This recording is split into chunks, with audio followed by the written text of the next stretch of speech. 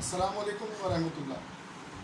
12ویں جماعت گلزار اردو کے چوتھے لیکچر کے ساتھ میں حاضر ہوں، اور آج ہم مشہور زمانہ بڑے شاعر فلسفی شاعر مرزا غالب کی بات کریں گے۔ MCQs ان کے حوالے سے بہت سارے ہیں، اس پر ہم تیسرے لیکچر میں بات کریں گے۔ آج ہم ان کی 12ویں جماعت کی پہلی غزل میں جو اہم اشعار ہیں ان کی تشریحات اور مرکزی خیال کے ساتھ حاضر ہیں۔ دیکھتے ہیں کہ فلسفی شاعر مرزا اسد اللہ خان غالب، ہر دور کے مشہور شاعر، مستقبل کے شاعر، ہر دلوں کی دھڑکن، بہترین شاعری کرنے والے، ہر ایک کے لیے شاعری کرنے والے مرزا غالب کیا کہتے ہیں۔ تم شعر نمبر 2 ہے پہلی غزل میں، تم سے بھیجا ہے مجھے اپنی تباہی کا گلہ، اس میں کچھ شائبہ خوبی تقدیر بھی تھا۔ مرزا غالب کہنا چاہتے ہیں کہ میں عشق میں ناکام ہوا، خوار ہوا، پریشان ہوا۔ اب میں کیا کہوں کہ اس میں کہ تمہارا قصور ہے؟ نہیں، تمہارا قصور نہیں ہے۔ وہ کہتے ہیں غالب کہ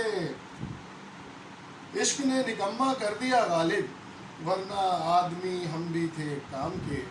تو اس مصداق کہہ رہے ہیں کہ صرف تمہارا ہی قصور نہیں ہے کہ جس کی بنیاد پر میں یہ کہوں کہ تمہاری وجہ سے میں عشق میں ناکام ہوا، اس میں کچھ شائبہ خوبی تقدیر بھی تھا، اس میں میری قسمت کا لکھا بھی کچھ موجود تھا، اس میں میری خرابی قسمت کی بھی تو ہے وہ عمل دخل تھا جس کی وجہ سے میں پریشان ہوا، خوار ہوا۔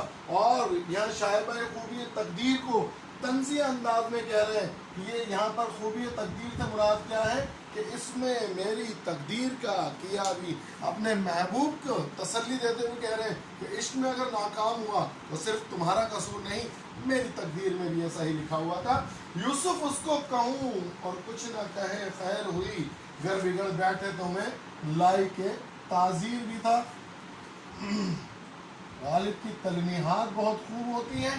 یہاں اس شعر میں شاعر نے تلمی کا استعمال کرتے ہوئے کہا ہے یوسف اس کو کہوں اور کچھ نہ کہے خیر ہوئی۔ یوسف کہنے سے کیا مراد ہے کہ اپنے محبوب کے حسن کی تعریف کروں اور اسے کہوں کہ تم یوسف ہو، اور کچھ نہ کہے، وہ اس پر ناراض نہ ہوا، خیر ہوئی، بچت ہو گئی میری، بچ گیا میں۔ گر بگڑ بیٹھے تو میں لائی کے تعزیر بھی تھا، اگر وہ بگڑ جاتا، اگر وہ ناراض ہو جاتا تو میں لائی کے تعزیر سزا کے قابل تھا کہ مجھے سزا دی جائے، مجھے جو ہے وہ ایسا میرے ساتھ رویہ اختیار کیا جائے کہ وہ مجھ سے ناراض ہو جائے۔ اس کا معاملہ یہ ہے کہ جسے ہم پسند کرتے ہیں، جو ہمارا دوست ہوتا ہے، جو محبوب ہوتا ہے، جو ہمیں جانتا ہے اور ہماری باتوں کو سنتا ہے، اس کی تعریف کریں تو کچھ نہیں کہے گا، اگر کسی انجان کے حسن کی تعریف کر دیں یقینی طور پر پھر ہم اس کے لیے لائق تعزیر سزا کے مستحق ٹھہریں گے اور اس پہ ہمیں سزا دے گا۔ پکڑے جاتے ہیں فرشتوں کے لکھے پر ناحق، آدمی کوئی ہمارا دم تحریر بھی تھا۔